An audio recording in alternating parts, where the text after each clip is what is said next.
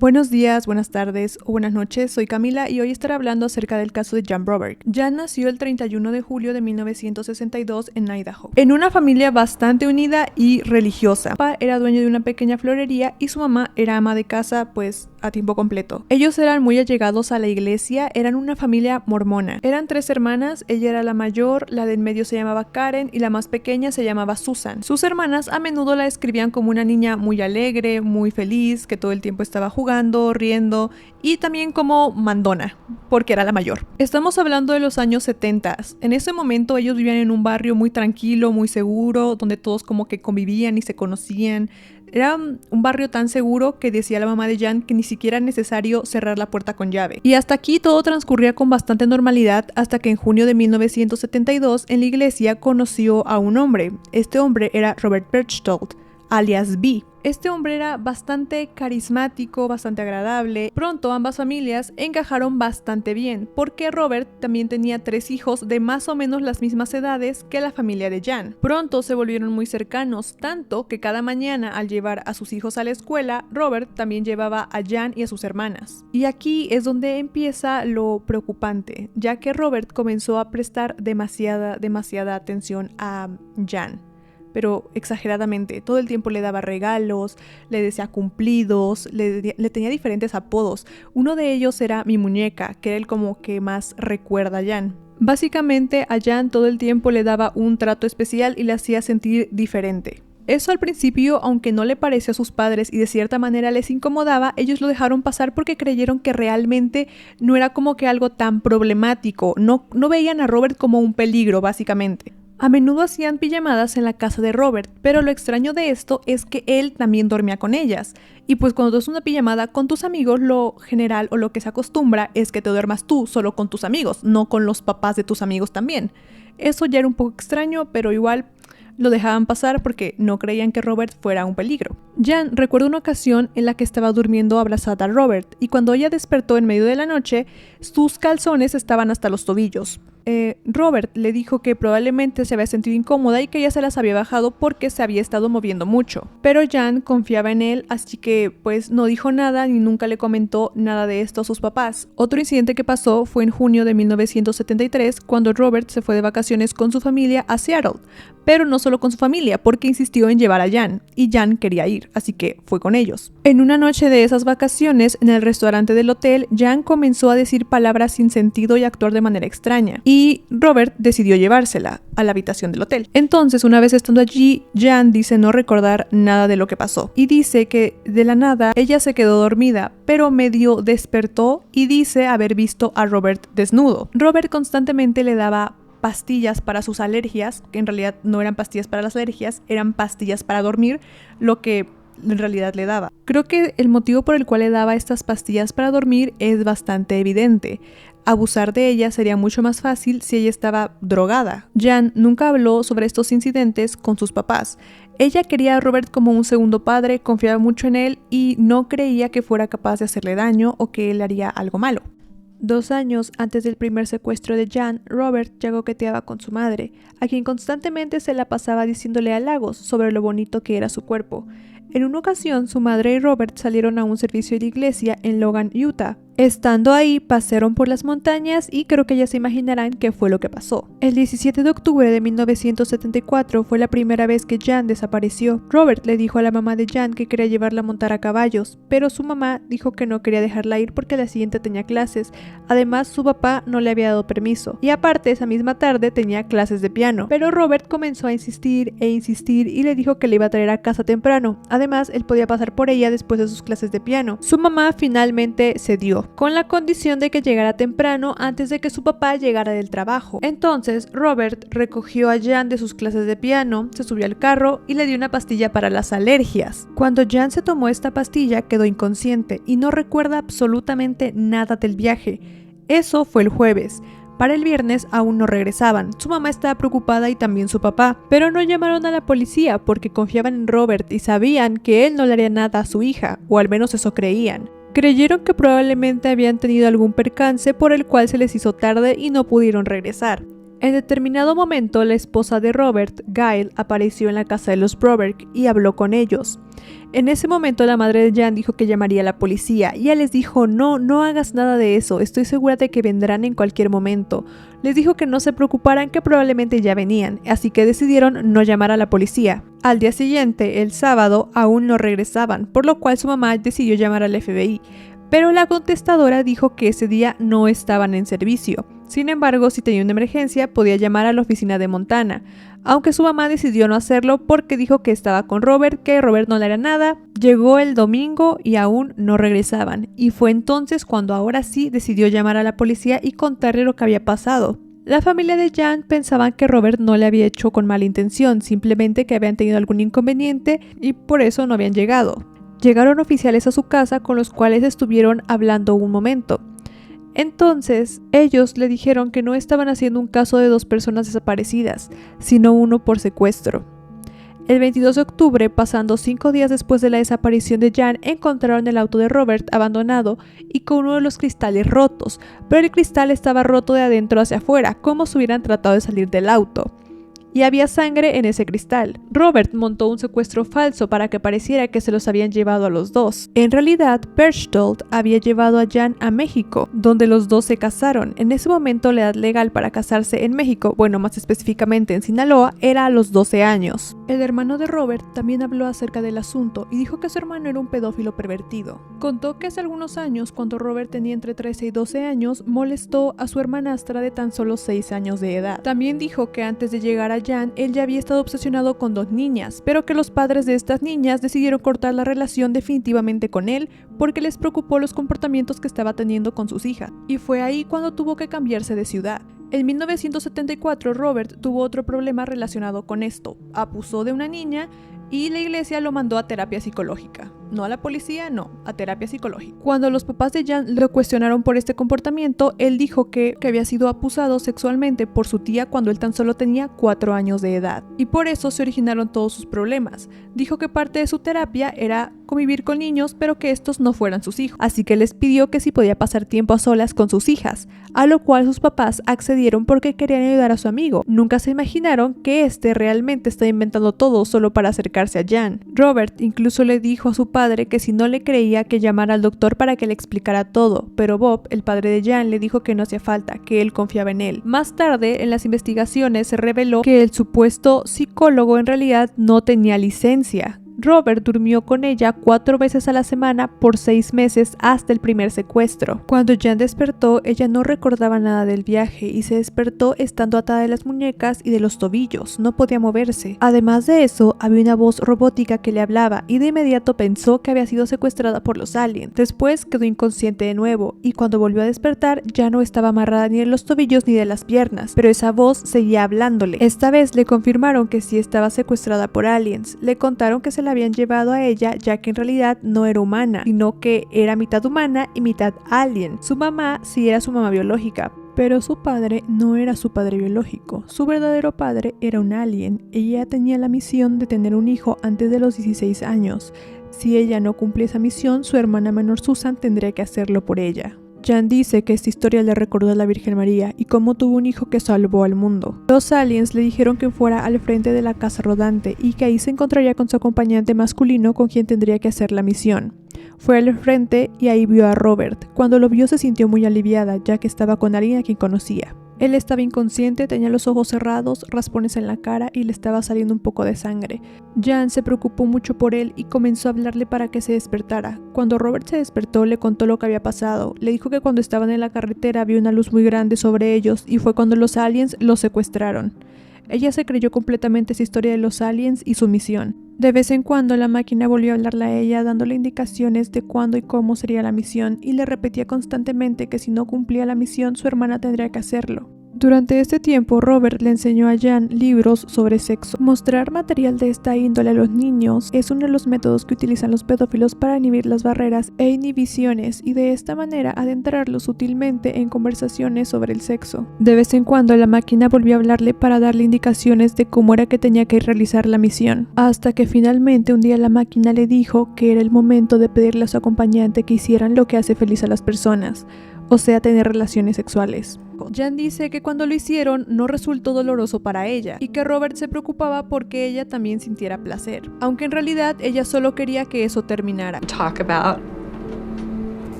Birchtold would insert his penis just slightly, barely. It was always just an inch. He almost was as concerned that it was an enjoyable experience for me as it was obviously for him. There was like a little tiny fan in the roof of the motorhome. I could look up through that little fan and I could just look at the leaves. Just look at the leaves. If you just look at the leaves, it'll be okay. I guess that's how I got through it.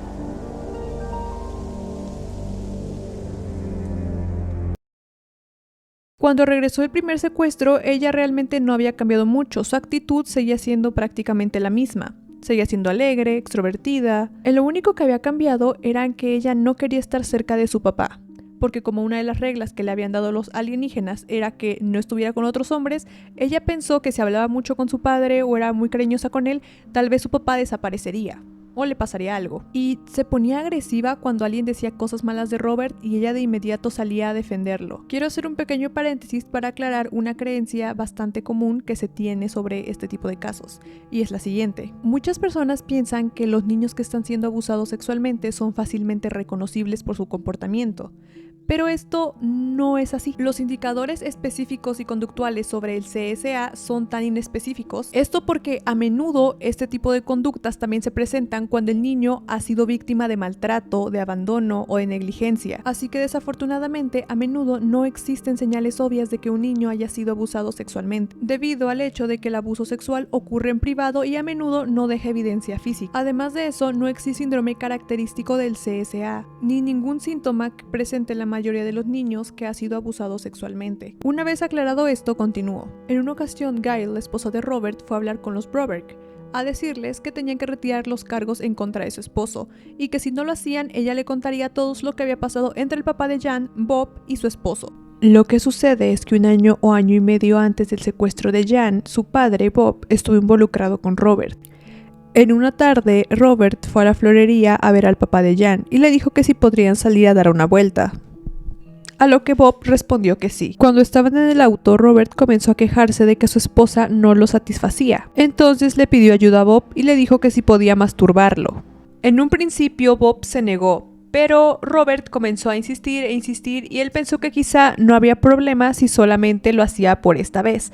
Así que en ese momento se arrepintió y después de eso estaba bastante avergonzado por lo que había pasado. De hecho, no le contó a nadie. Sin embargo, ahora, la esposa de Robert lo estaba amenazando con contarle a todo el mundo que él era gay si no retiraba los cargos en contra de su esposo. Así que los padres de Jan hablaron y creyeron que lo mejor era dejar libre a Robert.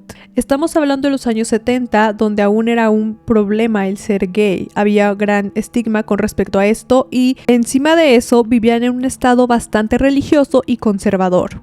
Así que retiraron los cargos y Robert salió bajo fianza. Después de esto, él seguía en contacto con Jan y constantemente le mandaba cartas de amor, la veía a escondidas de sus padres e incluso ella pensaba que quería casarse con él. Otro pequeño paréntesis para aclarar lo siguiente. ¿Por qué las víctimas de abuso sexual infantil protegerían a su abusador o por qué generarían este tipo de vínculo con ellos? Y lo primero que hay que entender es que no todos los casos de abuso sexual infantil son iguales y no todos los abusadores van a operar de la misma manera. Se tiene la falsa creencia de que todos los abusadores van a utilizar la violencia y las amenazas para abusar de los niños, cuando en realidad una gran parte de estos casos sucede en complicidad con la víctima, cuando el abusador, por medio de atención, cuidado, tiempo de calidad con el niño, atenciones, se gana su confianza, el amor y la lealtad de ese niño. Y de ahí parte este concepto llamado trauma bonding o vinculación al trauma, el cual, aunque no nos explica cómo es que los abusadores logran atar emocionalmente a sus víctimas, es un fenómeno general de las víctimas que desarrollan vínculos emocionales con sus abusadores y que se ha visto en varias situaciones. Por ejemplo, violencia de pareja, abuso infantil, situaciones de rehenes, trata de personas, etc. Los abusadores de niños que abusan de ellos mediante tácticas de grooming normalmente utilizan tácticas para hacerles creer a sus víctimas que ellos ellos están dando consentimiento para esa relación, lo cual provoca que la víctima esté tan comprometida como su abusador a guardar el secreto, ya que ellos no comprenden que la naturaleza de esa relación es abusiva. Esto puede durar hasta la adultez. En 1975, Robert pasó 9 noches a solas con Jan, pero al mismo tiempo en un lapso de 8 meses durmió 11 veces con su mamá,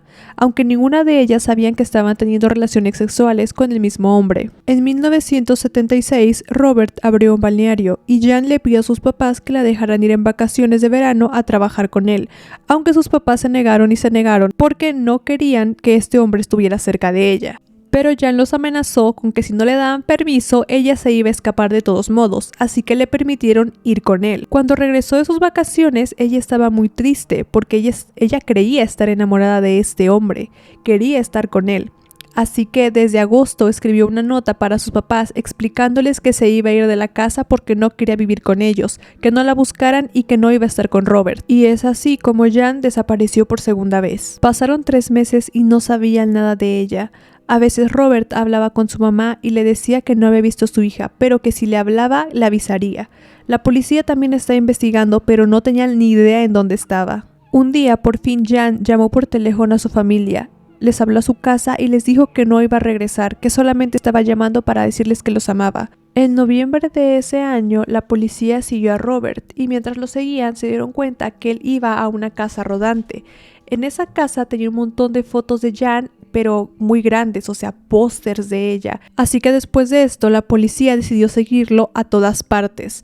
Y 206 días después de la desaparición de Jan, Robert fue a una cabina telefónica para hacer una llamada. En esa cabina olvidó el directorio y ese directorio estaba abierto en una página con un número subrayado. Ese número era de un colegio católico en Pasadena y la policía fue allá. En un principio la escuela dijo que no había ninguna niña llamada Jan Broberg, así que los policías tuvieron que explicar que el hombre que la había llevado allá era un hombre que ya la había secuestrado antes y explicaron todo lo que había pasado, por lo cual el colegio católico terminó accediendo a darle toda la información y no estaba registrada con el nombre de Jan Broberg, sino con el de Janice Dobler. El colegio le dijo a la policía que al principio no les habían dado su nombre porque Robert había dicho que trabajaba para la CIA, que habían matado a su esposa y que necesitaba un lugar seguro para mantenerla a salvo. Básicamente les dijo a los del colegio que si alguien preguntaba por ella, dijeran que no estaba allí. En esta ocasión, cuando la policía la trajo de vuelta a casa, Jan estaba bastante diferente. Estaba enojada todo el tiempo, no hablaba con nadie. Robert fue llevado nuevamente a juicio por secuestro en primer grado, pero no fue condenado. En cambio, fue sentenciado a un centro psiquiátrico y fue puesto en libertad 6 meses después. En el año en que ella cumpliría 16 años, fue a un campamento de teatro, y estando allí, un niño le invitó a que fueran por un helado.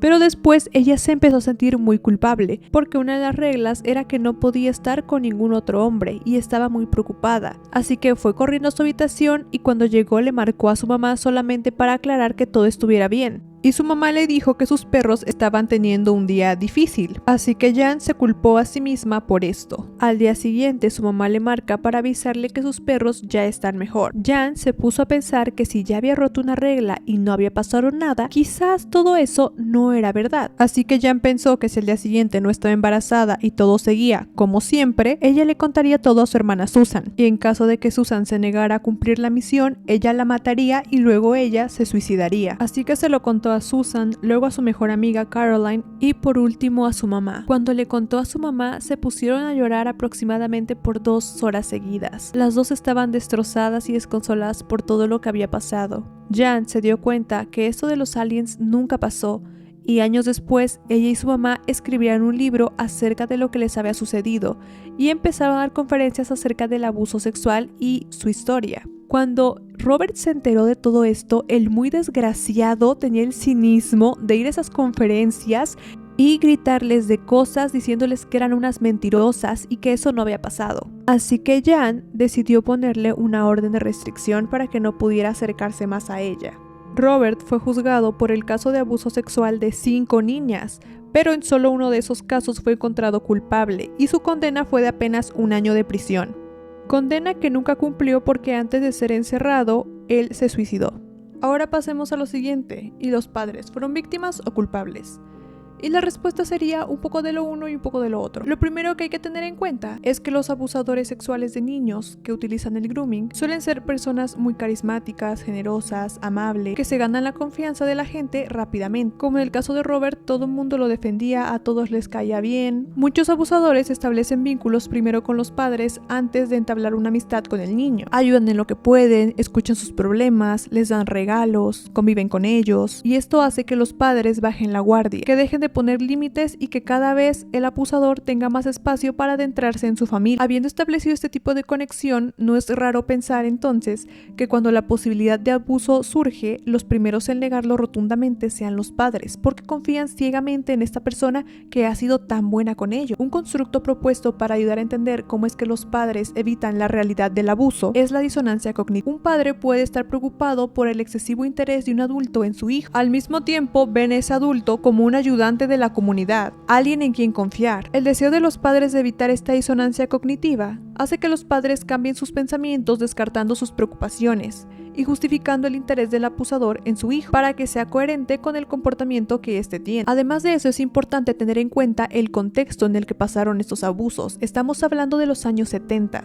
Donde la gente no estaba bien informada de las tácticas de los abusadores sexuales. En ese entonces se tenía la falsa creencia de que este tipo de personas simplemente raptaban a los niños para acceder a ellos violentamente. El pensamiento de que alguien cercano, noble y de confianza fuera a hacer esto era algo impensable. Desgraciadamente, ese pensamiento a día de hoy no ha cambiado mucho. Un estudio de 2018 indicó que los padres tienen un conocimiento sólido sobre el abuso sexual infantil. Sin embargo, tienden a considerar el secuestro en lugar del abuso por parte de personas cercanas como el principal riesgo de que sus hijos sean víctimas de este delito. Sabiendo esto, es entendible cómo es que los padres pudieron caer en esa trampa. Eso no quiere decir que a los padres se les deba liberar de toda culpa, pero no toda debe recaer sobre ellos. Un abusador sexual de niños va a existir así haya padres ilusos o no. Si no hubiera sido Jan, hubiera sido otra niña, y si no hubiera podido convencer a ningún padre o madre que lo dejaran convivir con sus hijos o dormir con ellos, hubiera ido por niños huérfanos. Al final, el abusador siempre va a encontrar un método para estar con niño, y es a él a quien se le debe adjudicar la mayor responsabilidad, porque al final de cuentas ellos también tienen un plan para introducirse en esa familia, ganarse la confianza de los padres antes de proceder al abuso del niño.